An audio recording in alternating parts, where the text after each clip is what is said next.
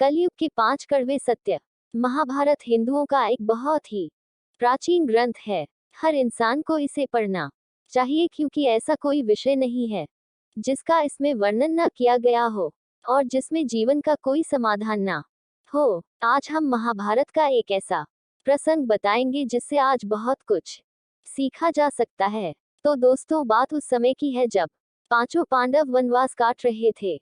वनवास जाने से पहले पांडवों ने श्री कृष्ण से पूछा, है प्रभु, अभी यह द्वापर युग का अंत चल रहा है, कृपया आप हमें बताएं कि आने वाला कलयुग कैसा होगा।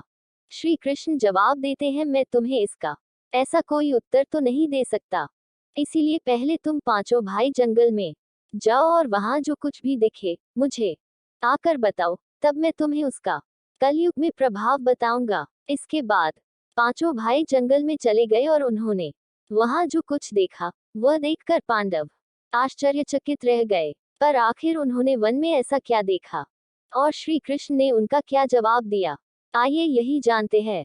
श्री कृष्ण के कहे अनुसार पांचों भाई अलग अलग दिशाओं में वन की ओर निकले। युधिष्ठिर ने एक जगह पर देखा कि एक हाथी के 2 सूंड थे। यह देखकर युधिष्ठिर के आश्चर्य का ठिकाना नहीं रहा।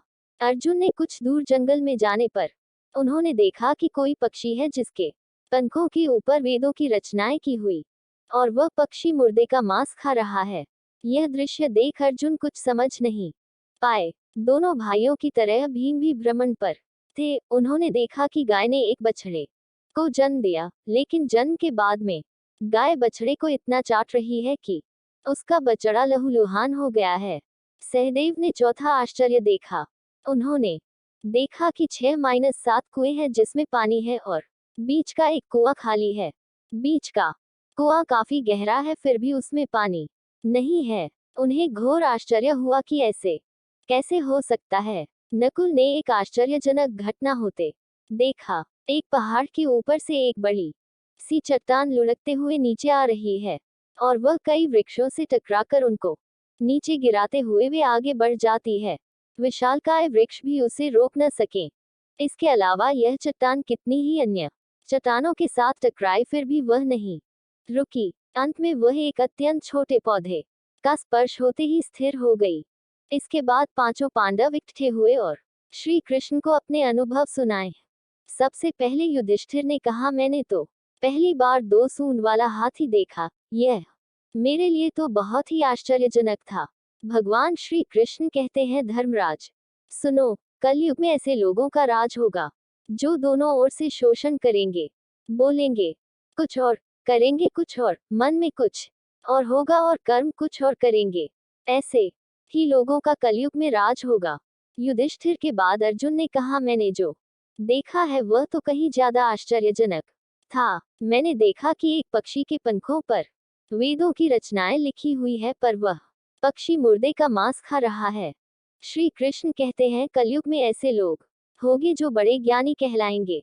वे ज्ञान की चर्चा करेंगे लेकिन उनके आचरण राक्षसी होंगे। वह बड़े पंडित और विद्वान कहलाएंगे किंतु यह देखते रहेंगे कि कौन सा मनुष्य कब मरे और हमारे नाम से संपत्ति कर जाए। हर जाति धर्म के प्रमुख पदों पर बैठे लोग विचार करेंगे कि कब किसका श्राद्ध हो और कौन कब किस पद से हटे और हम उस पर चढ़ जाए। चाहे कितने भी बड़े लोग हो, परंतु उनकी दृष्टि धन और पद के ऊपर ही रहेगी। अर्जुन के बाद भीम ने अपना अनुभव सुनाया। भीम ने कहा कि गाय अपने बछड़े को इतना चाटती है कि बछड़ा लहूलुहान हो जाता है।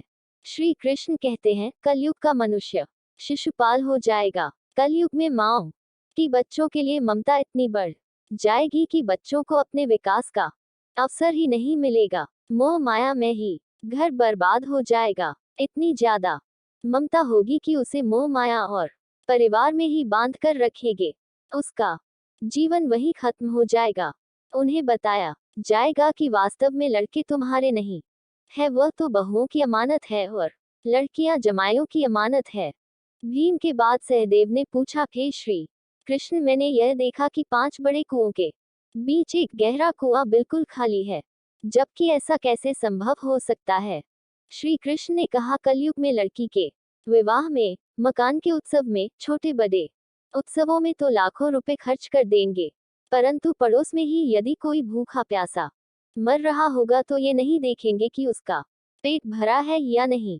उनका अपना ही सगा भूख से मर जाएगा, पर लोग उसे देखते रहेंगे और दूसरी ओर मौज, मदिरा, मांस, सुंदरता और जश्न में पैसे उड़ाएंगे, किंतु किसी के दो आंसू पोंछने में उनकी रुचि ना होगी। कलयुग में अन्न के भंडार होंगे, लेकिन लोग भूख से मरेंगे। सामने बंगले में ऐशो आराम चल रहे होंगे, लेकिन पास की झोपड़ी में आदमी भूख से मर जाएगा। एक ही जगह पर असमानता अपने चरम पर होगी। सहदेव के बाद नकुल ने श्री कृष्ण को बताया कि मैंने भी एक आश्चर्य देखा है कि एक बड़ी सी चट्टान पहाड़ पर से लुढ़की वृक्षों के तने और चट्टाने भी उसे ना रोक पाए, किंतु एक छोटे से पौधे के स्पर्श से ही वह बड़ी चट्टान रुक गई।